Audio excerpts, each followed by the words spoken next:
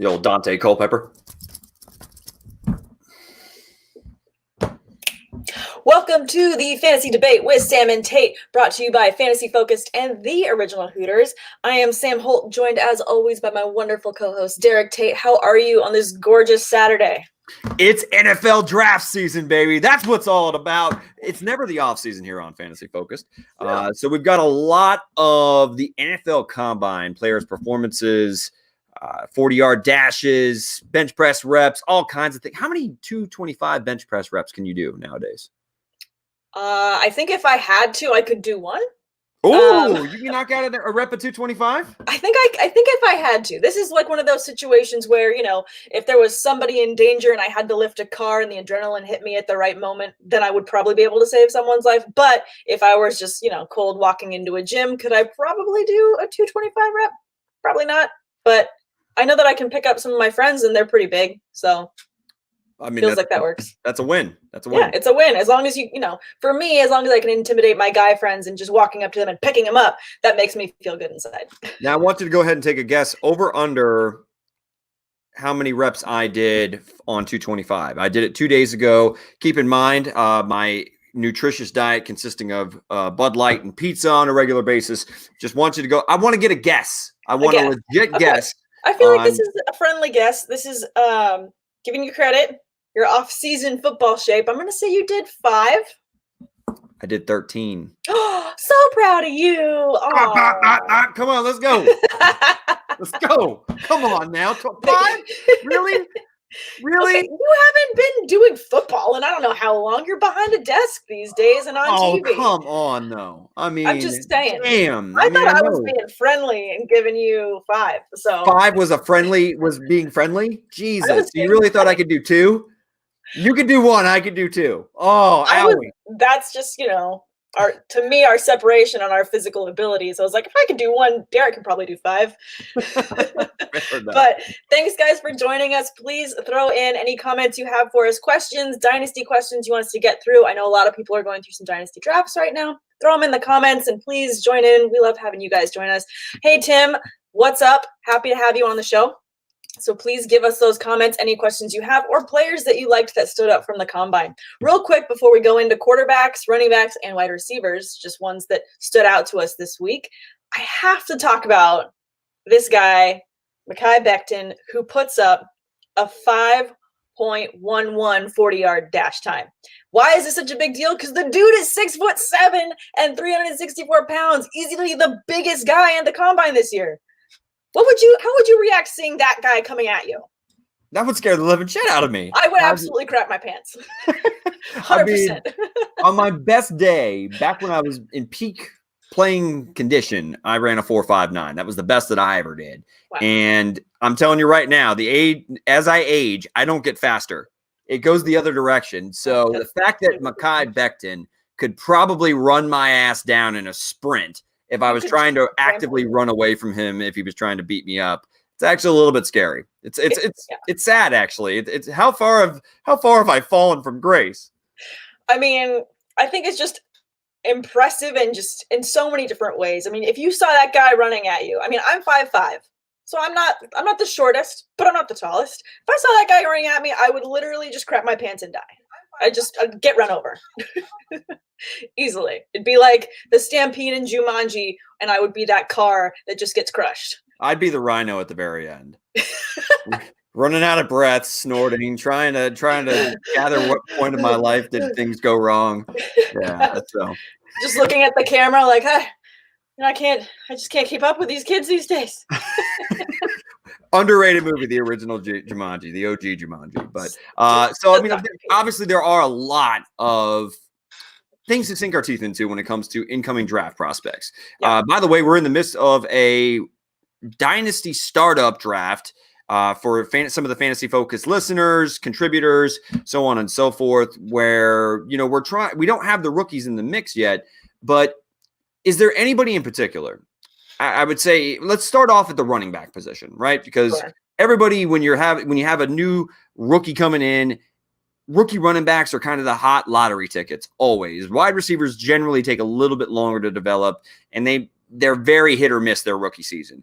But running backs, though, we see a rookie running back emerge as a top 15 option almost on a yearly basis nowadays. So is there anybody whose stock jumped for you for these rookie running backs based on their performance at the combine yesterday?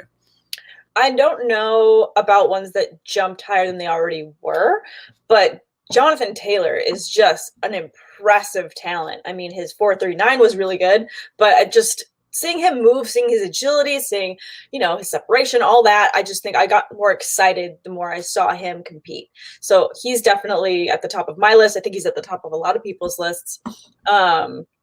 But yeah, I mean, even Cam Akers, I liked how he performed as well. So he kind of jumped a little bit for me. Just names of note that I'm jotting down, trying to make sure that I don't forget these guys come, draft day for the dynasty leagues that I'm in, because there's going to be a lot of them. I accidentally signed up for too many leagues this year. I might be in 20 leagues. That's not too many. I think that's just par for the course if you're here on Fantasy Focus. That's true. You fit right in with Levy. I mean, you and Levy are two peas in a pod. It's not Levy status. He's like in like 50 leagues. Dude, the guy has a problem. He has an addiction. There might be a right in the camera. Levy, you are a nutcase. But yeah. So I agree. Jonathan Taylor. So you saw him on the football field at Wisconsin. I mean, he was incredibly productive, right? And when you go to the combine and you see a guy that breaks off just these litany of long touchdown runs, you want to make sure that his 40 time at least matches what you see, just to validate that he's not doing it against lesser competition or whatever. Mm-hmm. And I thought that his 4.39 was damn impressive for a guy that's, 228 pounds? I mean, he's like Nick Chubb's size. I mean, and the dude can straight fly. He's a former track guy. So Taylor cemented himself right there among the elite. I thought DeAndre Swift from the University of Georgia, him running in the back end of the 4.4s, that's a great time for him because he's quicker more so than he is fast. Yeah. But that 4.48 tells me that he's still capable of popping big runs even on the next level. Absolutely. Now, when you look at players like Swift and Taylor, and obviously they'll bounce back and forth across people's draft boards for mock draft before the actual, NFL draft. But what's a team that you would love to see him on? So if we're talking DeAndre Swift, I don't think it'll happen, but I think he is a perfect fit for someone like the Kansas City Chiefs. He is Damian Williams on steroids. I mean, I think that he does everything better than Damian Williams. I mean, any running back that, you could make a case for Jonathan Taylor if he goes to Kansas City. I mean, anybody going to Kansas City, duh. But if we're talking about another landing situation for DeAndre Swift in particular, I think that Swift's a little bit tricky, even though I think his skill set would go across anywhere that would possibly, anybody that drafts him will have a role for him. I actually would like to see him in Houston. I think the Houston Texans would be a good fit for him. And then for Jonathan Taylor, I think the Tampa Bay Buccaneers.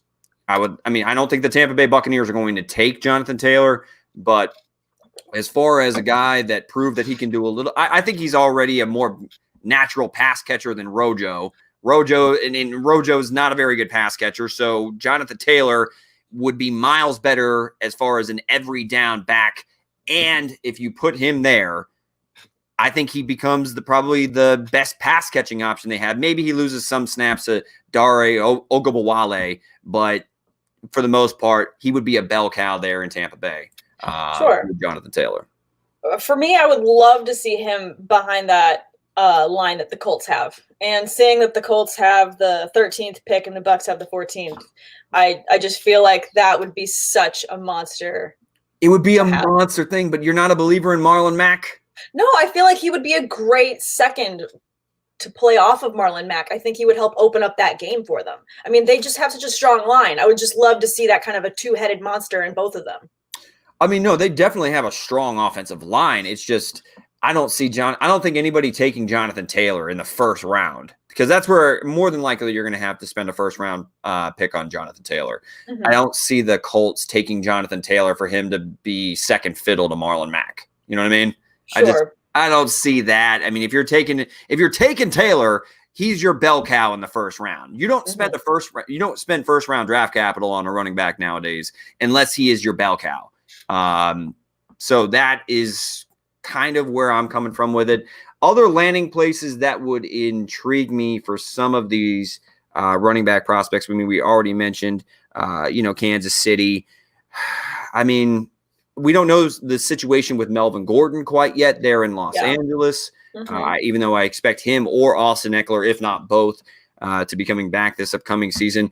I mean, also talk about, we don't know anything about Kenyon Drake. Is he going to be an Arizona Cardinal this upcoming season?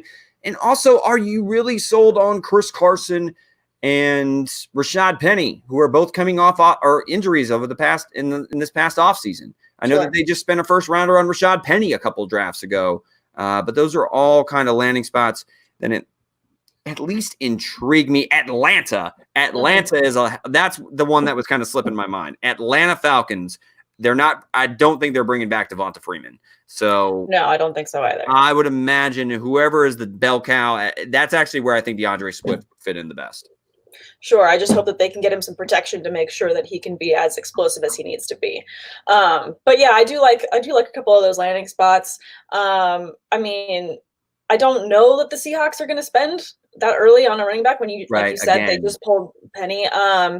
But I do think that the Chargers could be a good landing spot, though I think that they might go quarterback if one falls to them at their 6th pick. I just feel like they better.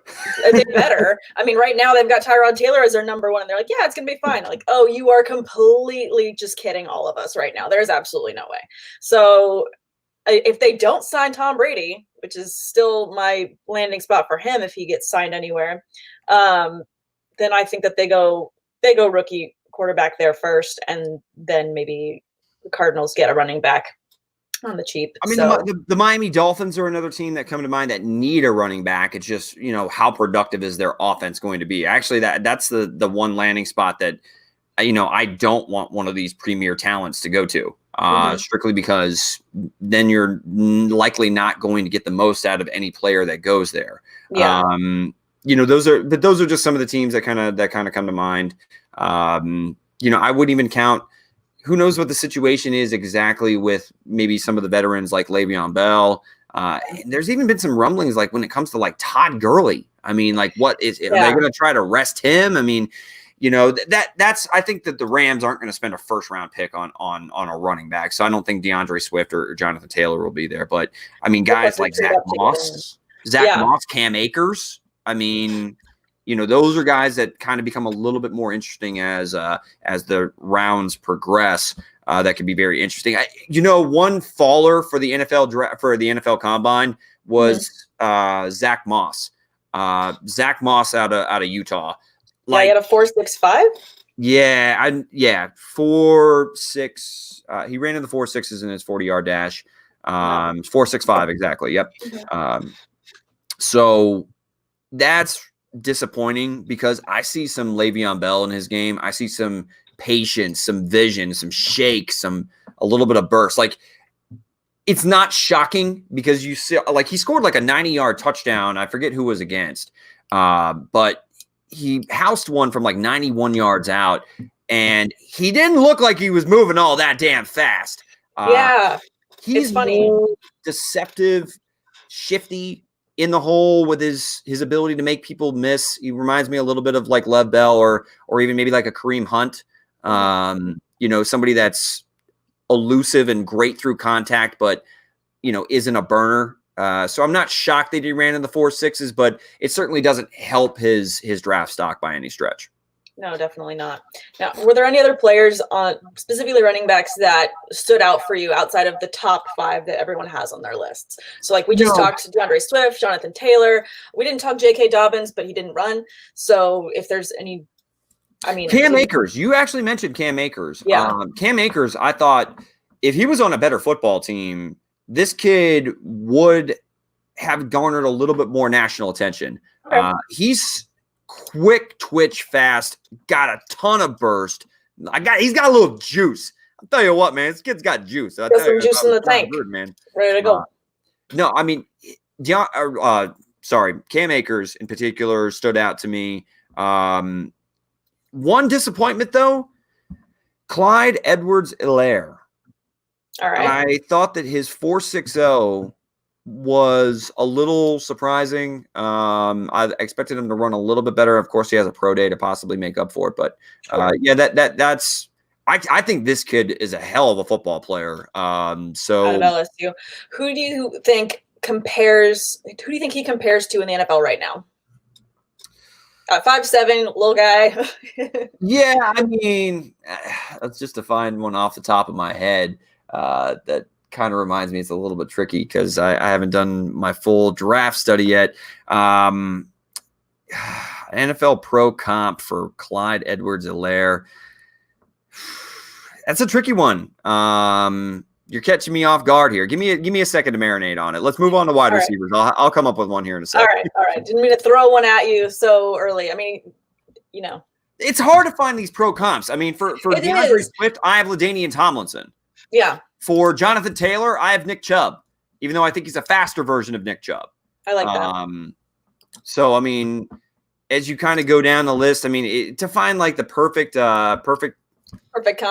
Comp is always a little tricky because I want to be perfect. I don't want to say it and then go, I don't like it. So I'm sure when your draft videos get released later, when you fully do your deep dive into these players, which guys, if you guys didn't catch the videos that Derek did last year on each of these rookie players, when he really gets out the surgical kit on these players, you will be really excited about the comps, the stats, and all the breakdowns that you get on those players. So be sure to look out for those when they come out.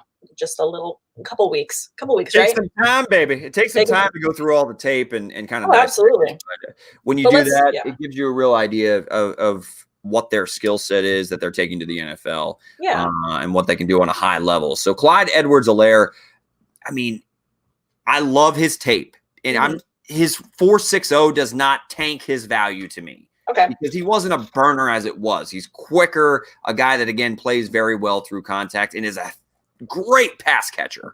So that's more his game. Maybe Frank Gore. Frank Gore seems like a pretty good comparison to me. I like that. Thanks again, guys, for joining us. Will Jenkins joining. What up, guys? Solid work on getting the stream up. Y'all are nothing if not persistent. Hey, we're grinders over here. We keep trying. We'll always be bringing you that fantasy news and noise sometimes, but we'll get it to you as soon as we can. Professionally persistent, baby. Tyler, I am late and I am sad. Tyler, you're not late. You're good. No, we're late. We're a little late. Saturdays happen. On the mic for 17 minutes. It's all good. You're actually catching the meat and potatoes of the show. And Nick Diaz checking in, looking great, Sam. Thanks. I try. It only takes a couple hours of makeup to get me looking okay. So thanks for joining us, guys. And we have a couple other people joining us. EXE wants to ask Saquon or Bagley? Saquon. Come on. Saquon. No, all day. Saquon. All day. Come on, baby. Come on, baby.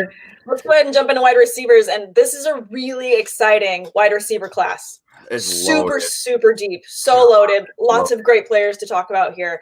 I mean, top of my list, and I think top of everyone's list, is CeeDee Lamb, putting up a 4.5 in his 40. His quickness, his agility, his body control. Just, he is so NFL ready just to be an amazing standout player.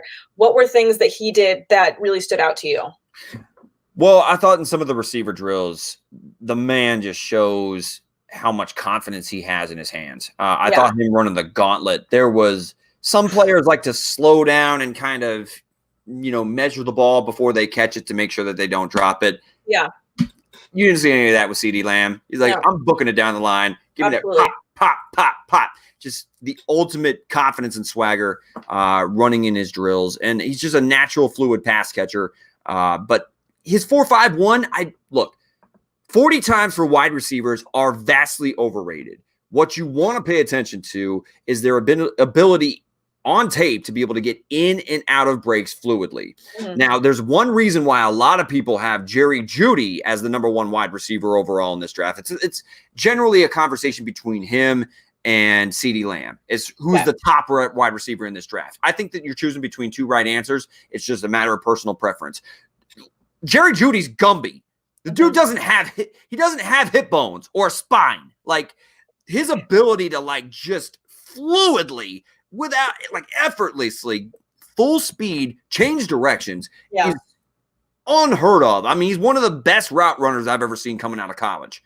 I mean, you start thinking like all-time great route runners when you watch him operate because it's just effortless. And it's like when he does get out in and out of his breaks, he creates separation, then he catches the ball, and then you see him hit another gear. Mm-hmm. Like Judy he's special, but Lamb, I prefer him strictly because on the next level, he's going to be able to punk DBs in the NFL after the catch like he did in college. Oh, yeah, absolutely. Big 12, whatever.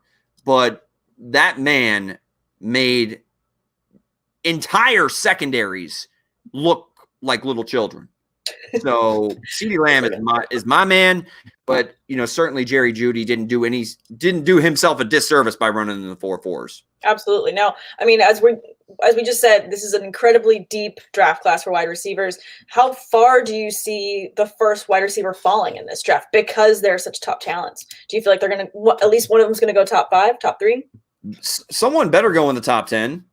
I mean, I don't think top 3. I think even you start thinking of teams that need a wide receiver one, like the New York Giants, for example, who are picking at 3. They're at 4. No, they're 4. My bad.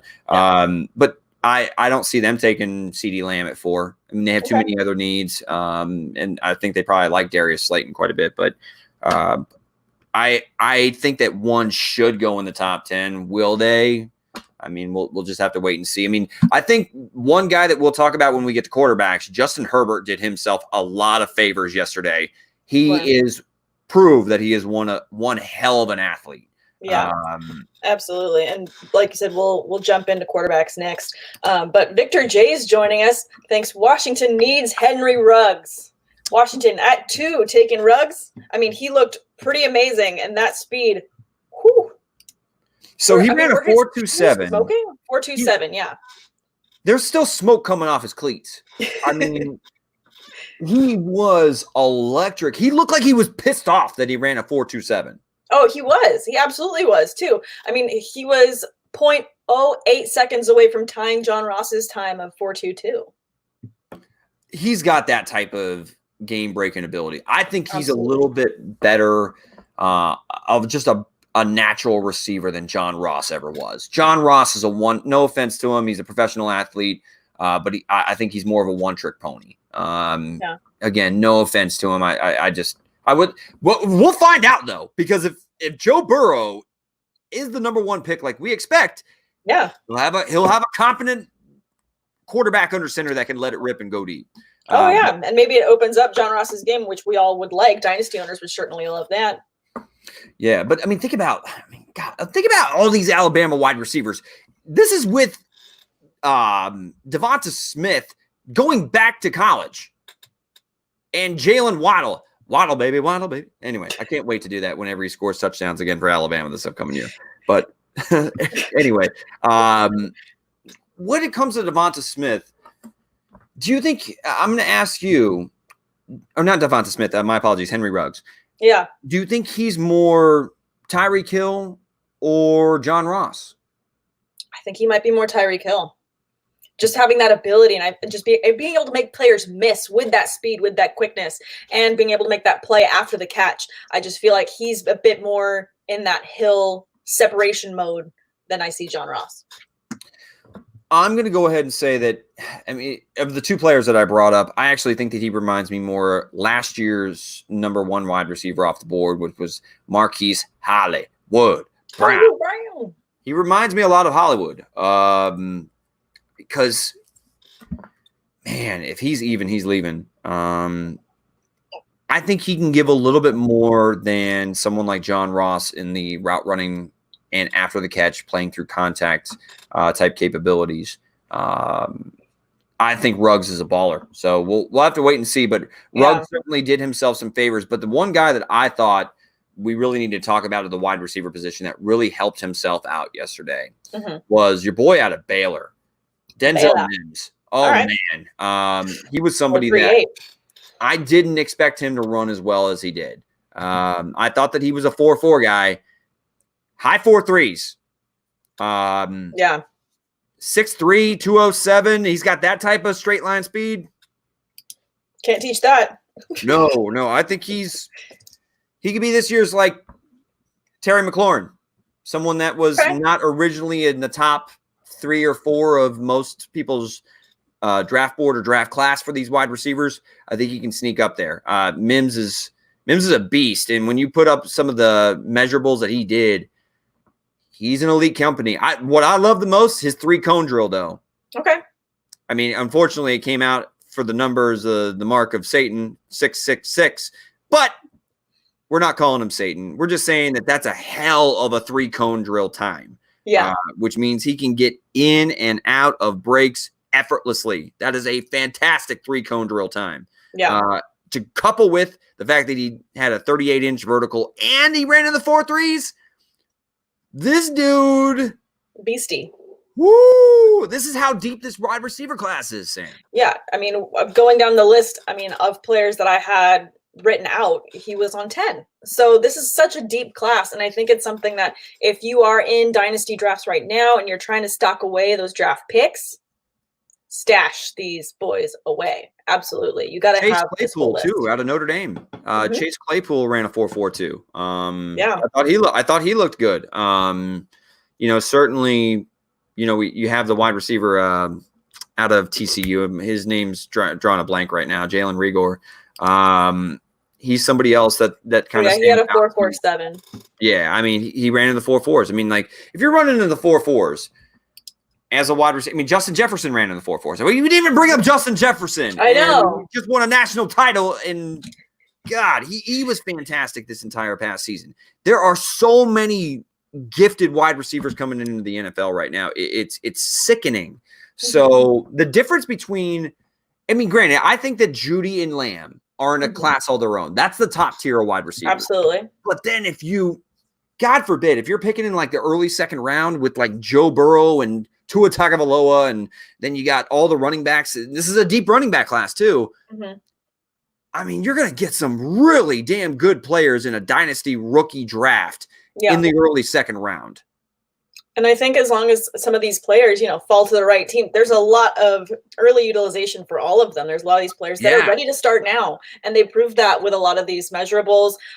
They've got their pro day coming up. And I think that, to the right team, they can be, like you mentioned, Hollywood Brown-esque in that they can be a playmaker right out the gate. The difference between last year and this year is that I thought a lot of the top talent in last year's wide receiver class, which I thought was a very good wide receiver class, by the way. And it proved to be. I thought that A.J. Brown and DK Metcalf and Terry McLaurin, and there was a lot of very good rookie wide receivers last year. Absolutely. But you look at last year, I thought a lot of them had development or holes in their game. A lot of these guys, they don't have a lot to say negatively about their game. It's my job to nitpick when I'm doing my draft player profiles, but I love a lot of their games. This is going to be a great wide receiver class. It's awesome to watch them do their thing. And these guys are out there competing. I thought that one of the funnest things that I saw from all the NFL Combine was CD Lamb just elevating on one of those back fades to, getting his toe taps down. It was great. I like the NFL Combine, even though it's the underwear Olympics. Sure. But I know I agree. And I saw that play as well. Just watching him twist in the air, you can just imagine that highlight reel already. SportsCenter top 10 catches of the week, getting it down in the corner, toes down, making the catch. So really exciting stuff to see how these guys are performing. Super excited to speculate about where they could go, get a little bit greedy and salivate about hopefully them landing on your team. My Steelers would be so nice. But still, what's the best place for a rookie wide receiver to fall into?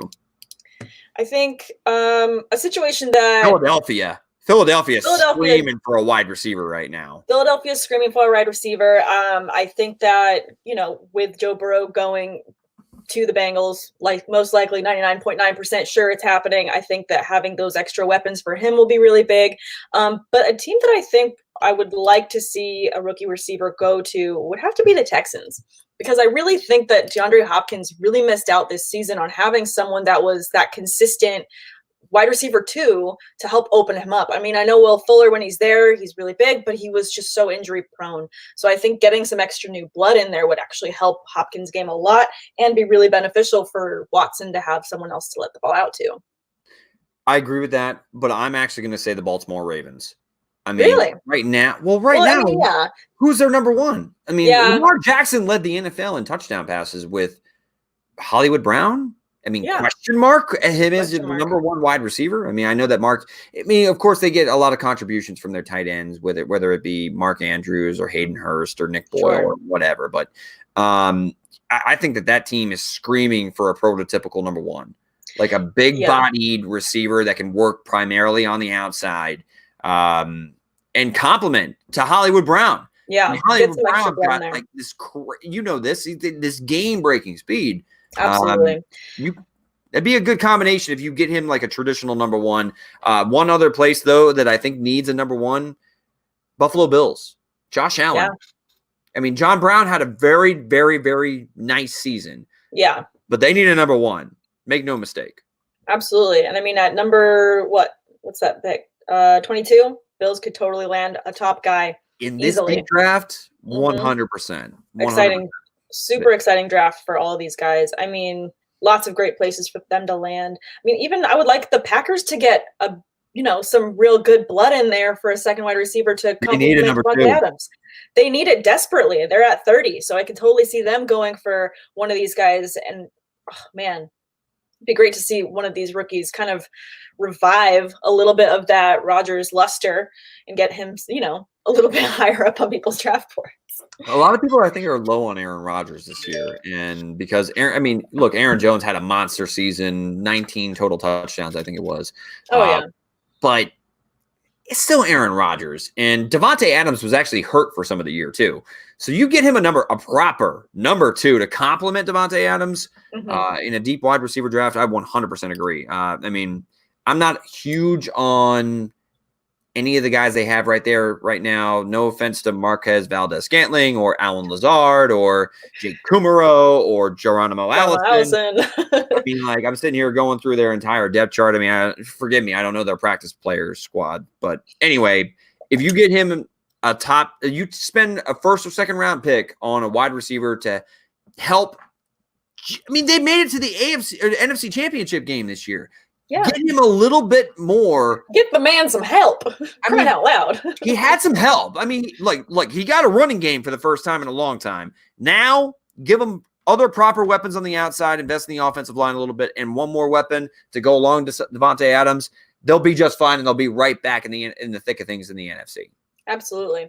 And Tyler jumping in, agreeing with you, saying he'd love the Bills to get a top receiver from this class. Literally just wrote it down. Totally on the same page as you. Love it, Tyler. Cheers. Cheers.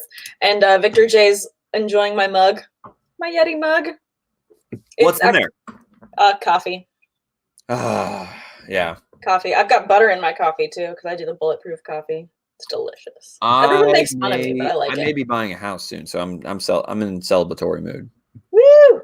All right. Well, when we're done with this, I'll probably switch. Woo! Anyway. Party. Stealing. Woo! Wheeling, dealing. Son of a gun. The limousine riding. Jet flying.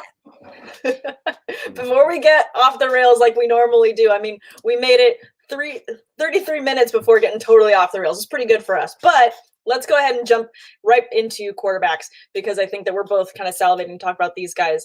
Two players that obviously weren't didn't perform in the combine, Joe Burrow and Tua Tagovailoa. I tried. Tua Tagovailoa. I'll just call him Tua, and then I won't feel bad. Say it with confidence, Sam. Say it with confidence. Yes.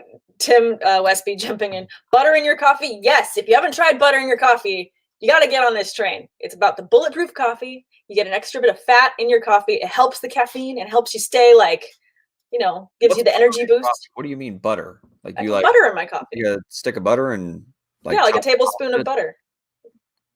Oh, so good. So good. Do not knock it until you try it. I'm not knocking it until I try it. Forgive me. I'd rather have Bailey's in my coffee than a stick of butter. Yeah, Tyler agrees. He says, I've actually got Jameson in my coffee. Don't tell them my secrets, Tyler. How dare you? It's all right, folks. I'm just having a heart attack. No, but you gotta try it. Butter in your coffee. It's really good. Anyways, let's go straight to quarterbacks. Joe Burrow obviously didn't compete, but he is going to participate in the Pro Day, obviously. I think that with his stats that he had from this past season, he doesn't really need to compete in the combine. And obviously, like other LSU players that didn't compete in the combine, they're resting themselves after having just won, a national title. Joe Burrow, just to bring it up, faced 7 top 10 teams, broke passing records for the team and for the SEC with 5,671 yards and 60 touchdowns in this past season. Crazy video game numbers, but obviously he's going number 1 unless the Bengals do something incredibly stupid, and he is going to be an amazing person to get in your dynasty leagues, I think. I thought it was, I'll be honest with you, that I wouldn't think it would be the only if Tua Tagovailoa did not get hurt.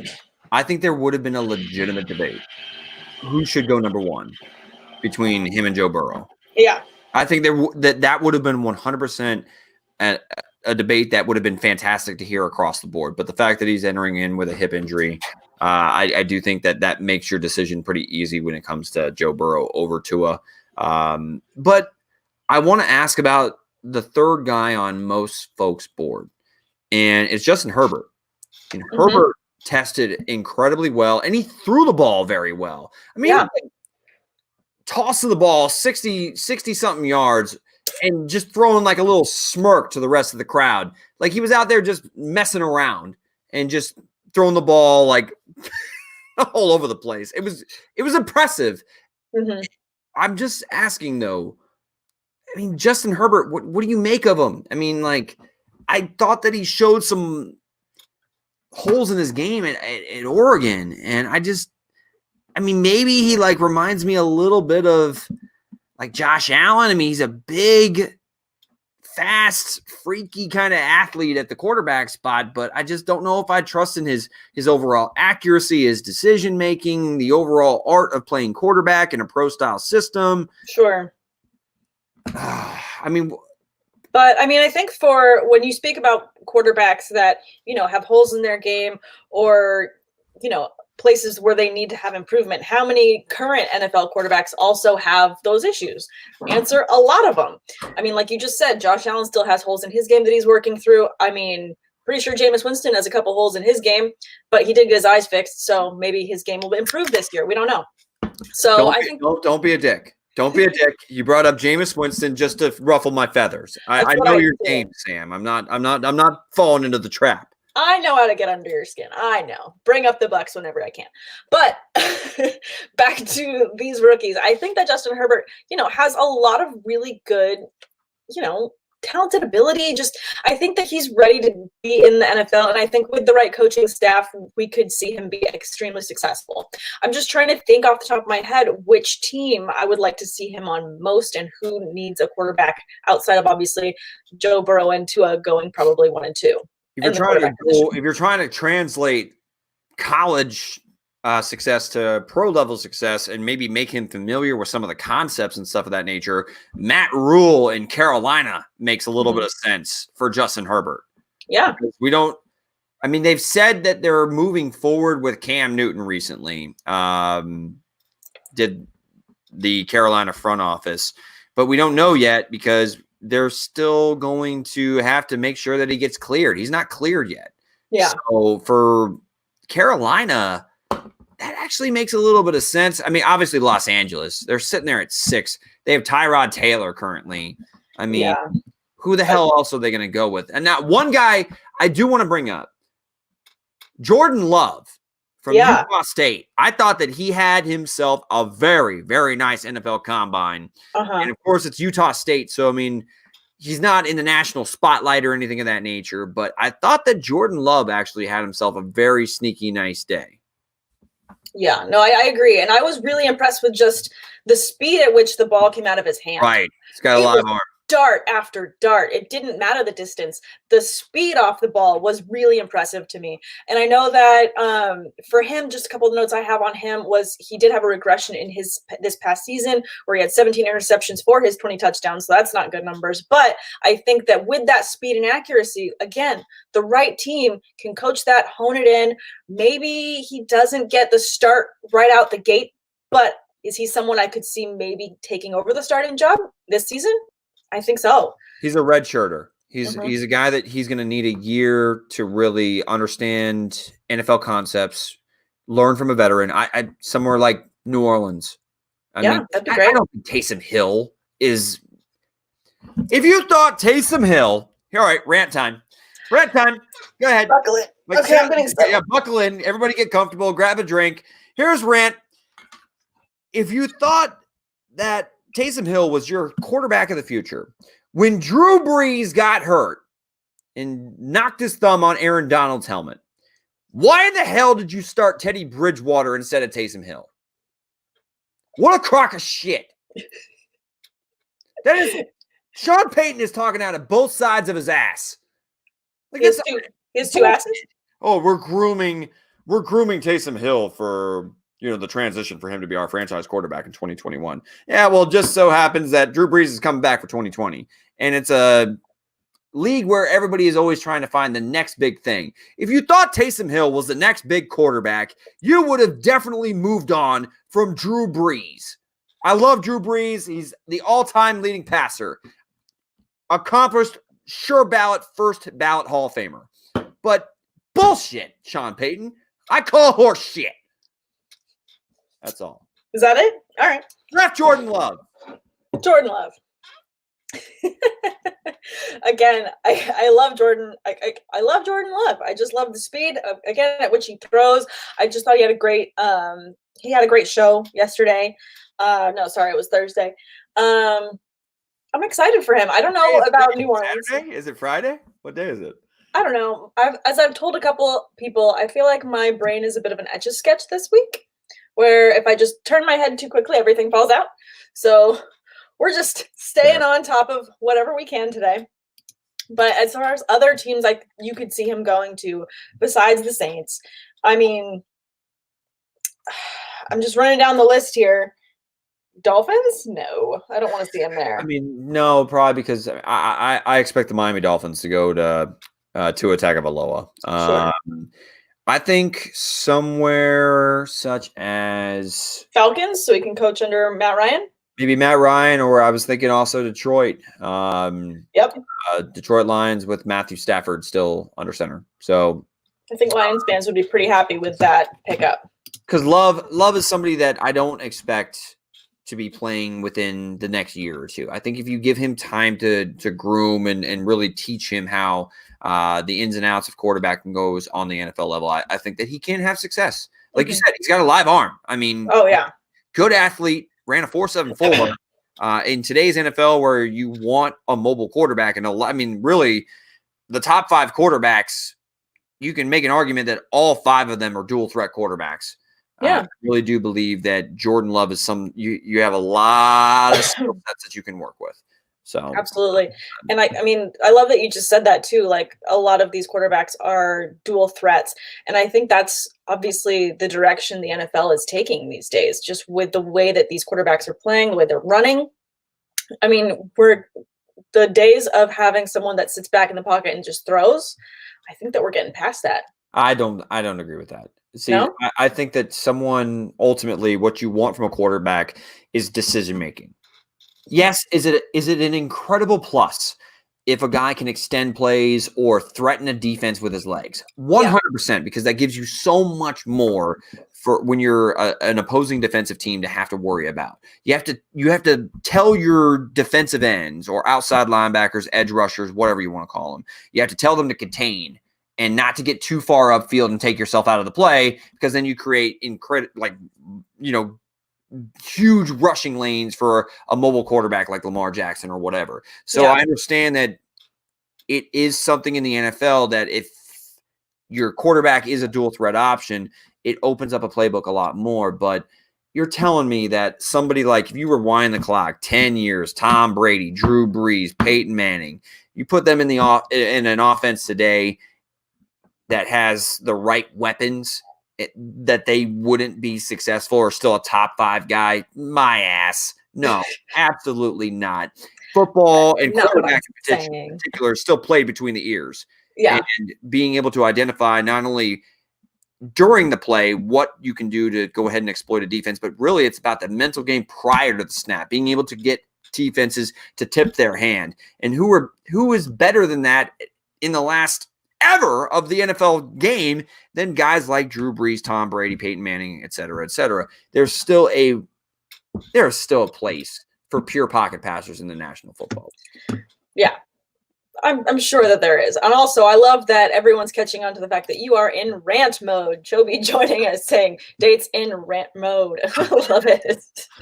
Let's go. Tyler's loving it too. Everyone's loving it. Tim Westby, Tate, how do you really feel about Taysom Hill? If you could be a little bit more specific, I think that our viewers and listeners would appreciate it. Do you want me to? No. I'll be real quick. I'll keep it quick. No, that was sarcastic. That was sarcastic. Taysom Hill is a hell of a football player. He will be on an NFL roster. He should not be a starting quarterback in the National Football League. Chobi saying, great conversation. Keep up the good work. Thank you. We appreciate it. We'll keep doing it, and I'll keep trying to throw speed bumps whenever I can into the rants that Tate has. That's my man right there. That's my man. He's awesome. Alex jumping in. Thanks for joining us. If you have multiple first in Superflex, do you take running backs until Burrow and Tua off the board? I think that if you have multiple firsts in a rookie draft where it's a Superflex league, you can start 2 quarterbacks. You 100% get one of those guys with one of your picks. Do not wait to draft Tua Tagovailoa or Joe Burrow. I think they're franchise guys, franchise quarterbacks, which those are hard to come by in the NFL period. But I mean, in fantasy football, in a super flex league where you can start 2 of those guys, get one of them. I mean, in a dynasty super flex league, what better pick can you have than one of those top guys?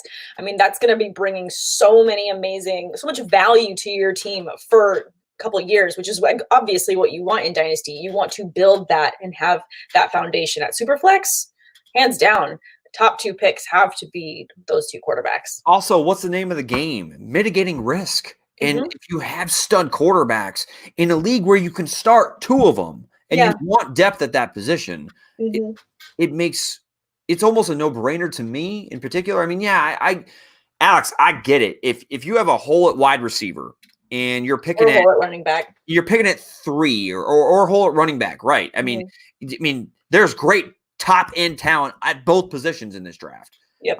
So I understand why it would entice you to want to go ahead and try to take one of those position players. But if you got 2 first rounders to play around with, take the quarterback, because there's only 2 of them that are top end guys, in my opinion. No offense to Justin Herbert or anybody else in this draft. The other ones, to me, are more developmental. Tua, if healthy, is a stud. Same thing with Joe Burrow. Get the quarterback and just wait for a deep position draft, especially at wide receiver. Just snag whatever is left on the board, top available with your other pick. Yep, I like that. And I mean, again, I like that you bring up even just the scenario of having the first, third pick. So if, let's say, we're just, for argument's sake, number 1, Joe Burrow goes. Number 2, Tagovailoa goes. Who would you take at 3, knowing you could probably wait if you had like a 6 or an 8, something later where you could get another backup quarterback, again, super flex? Who would you take at 3 if those 2 top quarterbacks are gone? Would you go Jonathan Taylor, DeAndre Swift? At that point, then I would, depending on whatever your format and your team needs are, I would go with a running back or a wide receiver. I mean, whoever fits your fancy. Because I again think that Herbert, although very athletic, and he will have, I think he's going to have some productive years in the National Football League as a fantasy producer. I don't know what his longevity is going to be in the National Football League.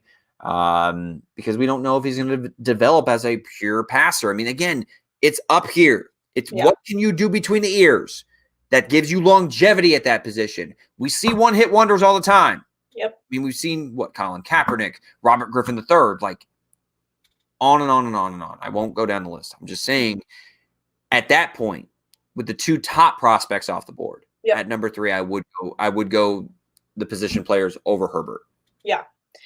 No, I agree. And I think that that's a very clear line that we're both on. Tier. Yeah. Tearing them out. You've got them tiered out, and I think it's important to have those distinctions when you're going into your rookie draft. Obviously, we're going to see where these players land, and if depending on where they land, it's going to move them around our board a little bit. But for me, if those top two are gone, I'm going running back just because of the depth at wide receiver. I'm going to try and get one of those top two guys that we said earlier in DeAndre Swift or Jonathan Taylor for myself. Is there anybody in particular? I mean, there's Cole Kmet from the University of Notre Dame. He's the only one at the tight end spot that I even feel confident saying is going to be a significant contributor to any team that actually drafts him this upcoming season. I mean, I could be wrong, but I mean, I just think that Cole Kmet's my guy. I thought he had a very nice combine, at least athletically, measurables wise. I thought he looked head and shoulders above everybody else. And then you flip on the tape and that actually supports it as well. I agree. And I feel like this isn't unlike last year. There were a couple tight ends that, piqued your fancy as far as dynasty goes and getting and stashing them. But I don't think this is the year for that. This is the year for wide receivers. The hack, thinking of the Hackinson. But no, I think this is absolutely a wide receiver year from this rookie class, and a time when you can absolutely stock up at the position in those dynasty leagues. So for me, none of the tight ends aside from that one are really popping the top of my head. But for me, it's all about the wide receivers in this draft. Cool. Yeah. So, I mean, we pretty much also go ahead and sound off in the comments. Was there anybody else that stood out to any of you guys listening in, tuning in live right now, that really stood out and their draft stock jumped up significantly from the NFL Combine? Let us know in the comments. We'll go ahead and talk about the player. But in particular, I mean, we're going to go ahead and transition here. I mean, we got NFL free agency coming up. I mean, there wasn't a ton of news as far as NFL news this upcoming week, or this past week, excuse me.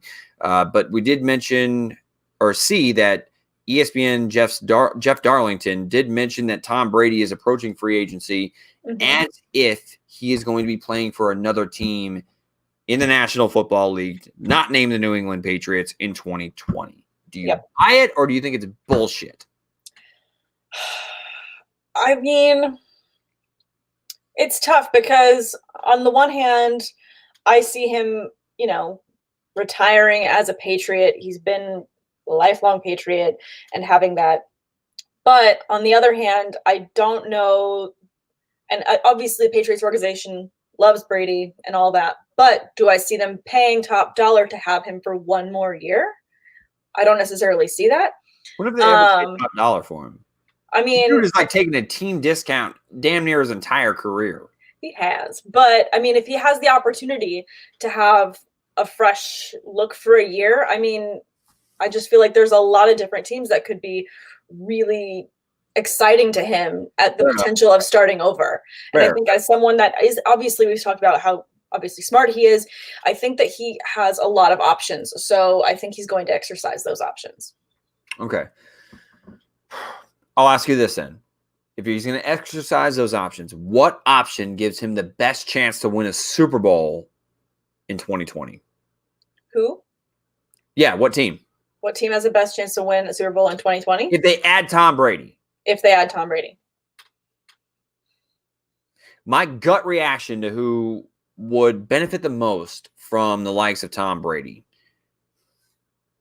I hate to say this. It like makes me ill because I don't want to watch on Undisputed Skip Bayless and Shannon Sharp. By the way, Shannon Sharp is the freaking man. I love Uncle Shay Shop, I'm serving up ales.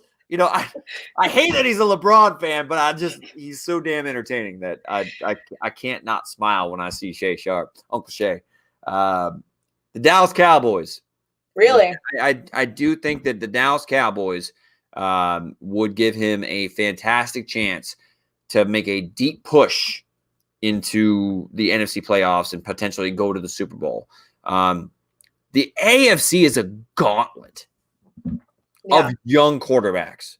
And I'm not like Brady is a competitor. Mm-hmm. So I expect Brady, if he felt the best chance for him to win a Super Bowl was the Raiders or the Los Angeles Chargers. Yeah. He's not going to shy away from going at Patrick Mahomes. He's not going to shy away from going at Lamar Jackson. Yeah. I mean, I do think the Chargers make a hell of a lot of sense.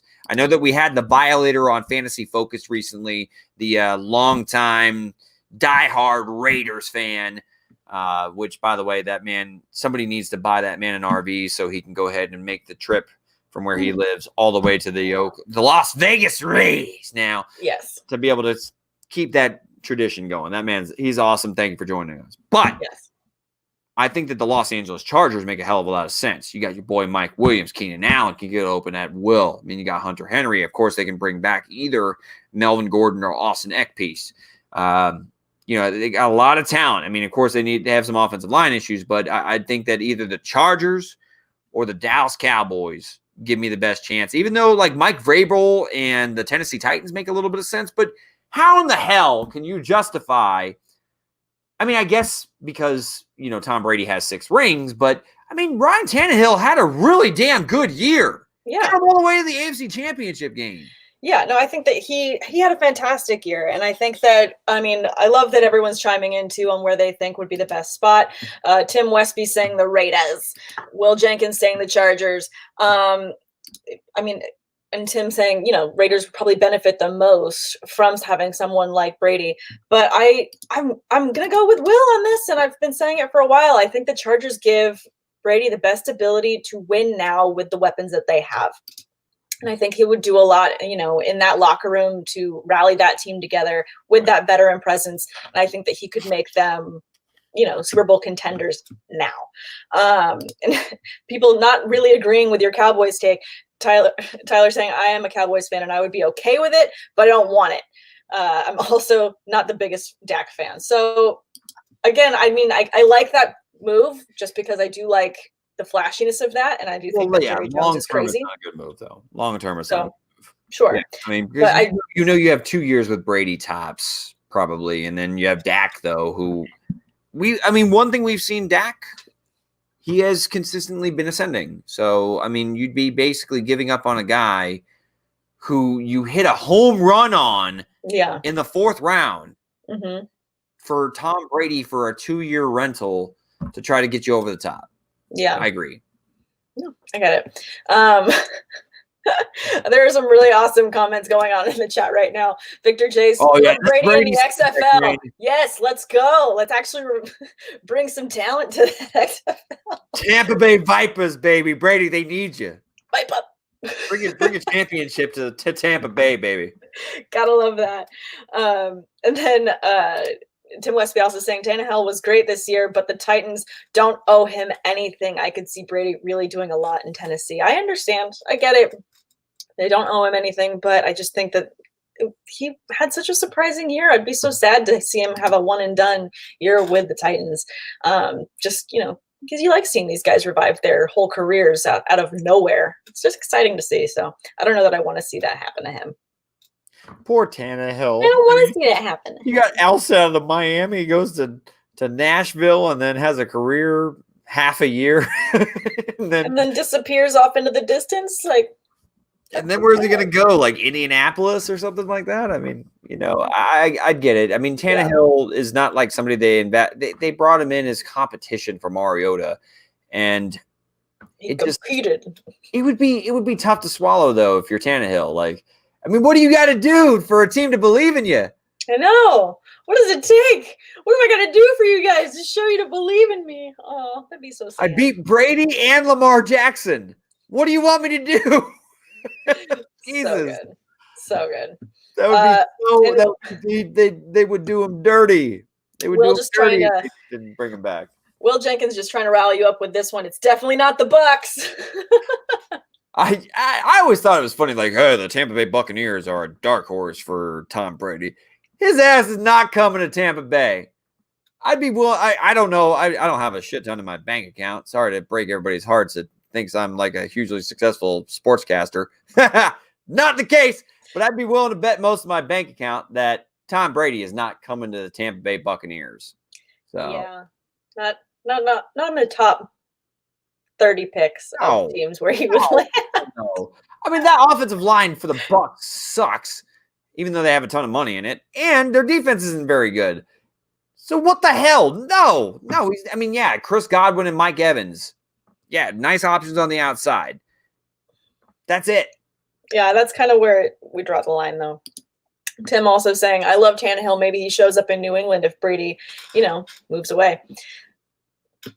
Could be interesting. Trade quarterbacks, like an unofficial, like free agent trade between Tannehill or between the Patriots and the Titans. Yeah. Hey, you guys beat us last year. Let's trade quarterbacks. Let's just swap. Let's see how it goes. Maybe. You never know. You never know. And then Victor J's bringing something up to take us fully off topic and round out our podcast for the day. Pick of your top 3: Half-Baked, Dazed and Confused, or Fear and Loathing. So I guess we have to rank these. I've never seen Fear and Loathing. Mm-hmm. Hate to break it to everybody. Sorry, Victor. Half-Baked is my number 1 movie. Yeah. Period. I'm if I'm picking one of these 3, I'm picking Half-Baked. Not even close. Yeah. I'm gonna break everyone's hearts and say I haven't seen any of these. So you never seen Half-Baked? Nope. Have not. I know. I have so much to work on in my life. Damn. I'm just so disappointed. I know I haven't seen Fear and Loathing though, Tyler. I see you in the comment section. Yes, yeah. I have not seen Fear and Loathing. I'm a youth human being. Tyler is upset. People are pissed off at me. Like, damn it! What do you want from me? I watch a lot of movies and I quote a lot of movies. I know. We do quote a lot of movies. It's not Fear and Loathing. Tim saying, my favorite is the ones who say Brady is going to the Dolphins. That is probably more laughable than the Bucs. Probably. Probably. I'll ask everybody else that's still tuning in right now, and I'll ask you, Sam, in particular. Which rookie running back has the best fantasy season in 2020? Ooh. I think Jonathan Taylor. I think he's just too well-rounded to not have the top rookie running back season for 2020. Yeah, for me, it's DeAndre Swift. That guy's got sticky ass hands in a PPR. Now, if we're going standard, I go Jonathan Taylor. Sure. I guess I'm hedging my bet. Yeah. But if we're going PPR, I'm going DeAndre Swift. Yeah. I mean, I think like we've said earlier in the podcast, picking between 2 right answers when it comes to a couple of these players. But I think that I just like Jonathan Taylor more. I just feel like he's more well-rounded. I feel like he's it's like just slightly better when it comes to just being an overall all-around better athlete, agility wise and all that, being able to have yards after the tackle. So I just feel like he's going to be a better all-around. Fair enough. So for a final debate, we don't have a subject for today. We do not. Let's because we both had busy weeks. Yeah, we did. Busy lives, stuff of that nature. I'll ask you this. Let's give me a top 3 war movies of all time. Ooh, I like that one. There's quite a few I really love. I think Saving Private. Braveheart 1. You're going Braveheart? 1. At 1. William Wallace. All right. Yeah, no, I agree with you on Braveheart. But I love Saving Private Ryan. Okay. Probably one of my favorite top war movies. And then, Glorious Bastards. Wow. Okay. So you got a World War II fetish. Well, I don't know if it's a fetish. That makes it sound real weird. Yeah. All right. Well, that didn't sound right. But I'm saying you have a hard on for World War II movies. Okay. That doesn't sound better either. Well, hard on, yes, implies the same thing. When I think war movies, I guess I think about those kind of obviously the classic wars, like if you can call them classic. I mean, I just feel like there's something to those movies more so than. I mean, I love Braveheart. Everyone knows it's in my top 5 favorite movies, but I just feel like there's something to movies like Inglourious Bastards, like Saving Private Ryan, in that camaraderie, class of films where every character goes through these incredible character arcs throughout the film, and it's more than just about one singular person. I feel you. I like I said, Braveheart's the runaway number 1 for me. 2, though, So it even gets interesting at 2. I mean, I love Troy. Oh yeah, Troy's good. With Brad Pitt as Achilles and Eric Bana as Hector. I mean, I love Troy. Yeah. Immortality is yours. See what's on that beach? Immortality. Take it. It's yours. So good. 3 is so tough because I love Gladiator. I love Gladiator. Oh yeah, I love Gladiator. I also love The Patriot, the American Revolution War movie. I love The Patriot. I mean, Glory's up there too. For me, even though that's a little bit underrated, but I mean, Denzel Washington was just Denzel in that movie. Damn it. I'm gonna have to go with Gladiator. Maximus Decimus Meridius. Yeah. Commander of the armies to the north. Fantastic movie. Victor J's jumping in with his top 3: Saving Private Ryan, Hacksaw Ridge, and Black Hawk Down. Black Hawk Down is great too. Fantastic. Yeah. God, Hacksaw Ridge is good too. I mean, there's a lot of good movies. That's what it's always tough making these top movies, like these rankings. Because how do you leave some out? You just feel like dirty leaving some out. Yeah, and I mean, you always end up leaving a couple out, and then new movies come out. I haven't seen it, but I know that a lot of people are really high on it. 1917. Yeah, I heard that was awesome. I heard that was fantastic. It's on the top of my list to go see. Will Jenkins jumping in. This is Sparta. 300 is fantastic.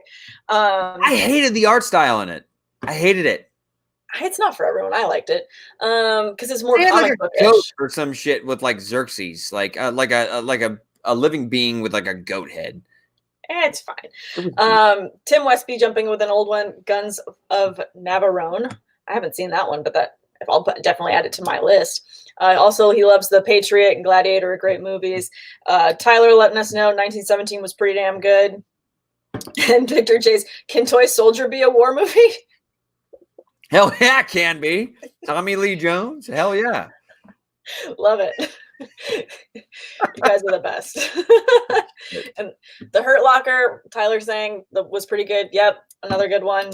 See, you always end up missing a couple, so it's kind of hard. I feel like it would be really good for us, maybe as a March Madness kind of segue, we do a bracket of these movie types, and then we have everyone chime in. Debate them out. I'm down with that. That would be really good. Even like an old one that's a good one. I mean, we're talking classic, but like one of the best battle scenes I've ever seen was actually Waterloo.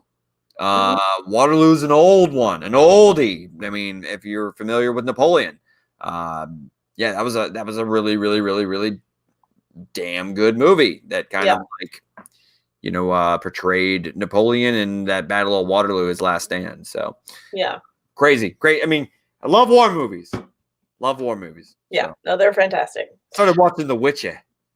Oh, I need to watch that. That's been on my list of wanting to start that. So I think I'll probably have to start that today because it's been on my list and I think I need to fully latch on to a new show. I keep going back and just rewatching Parks and Rec and The Office just because it's great to turn my brain off. But I need to get fully vested into another series. The Witcher, I think, is going to be the one that I do that with. I can't believe I'm the same species as Henry Cavill. Yeah. That guy is a handsome dude. Like he's got a hell of a jawline, muscular. It sucks. Like, that jawline. I feel like I'm a disappointment to men across the world, men and women in this scenario. You're a disappointment to the men. This sucks. Damn it! I want to be more like Henry Cavill. I want to be Superman. I mean, great jawline and super muscular. It's weird. Yeah, and he always posts pictures of his dog. You gotta love that. Yeah. Anyway, so point being, that'll do it for this episode. Go ahead and sign us off, Sam. All right, guys. Thank you again for joining us. Every Saturday you can catch us, and we are a part of the Fantasy Focus channel. Go ahead and hit subscribe if you have not already. If you don't follow us, go ahead and please do that as well. You can find Derek at dtater4 on all forms of social media. Myself, you can find me at Samantha R. Holt on Twitter, at Sam_awesome on Instagram. Please go ahead, subscribe, like, follow, all the things. Again, love having you guys every week. in the comments. Please at us with any questions you have as we get further into the 2020 season. Thanks again for joining us, and have a wonderful rest of your weekend. And by the way, this Monday and Tuesday, 2 draft player profiles are going to be dropping here on the YouTube channel. One for DeAndre Swift and the other one for Jonathan Taylor. So get ready to look for everybody. Later, says the Tater. Yes.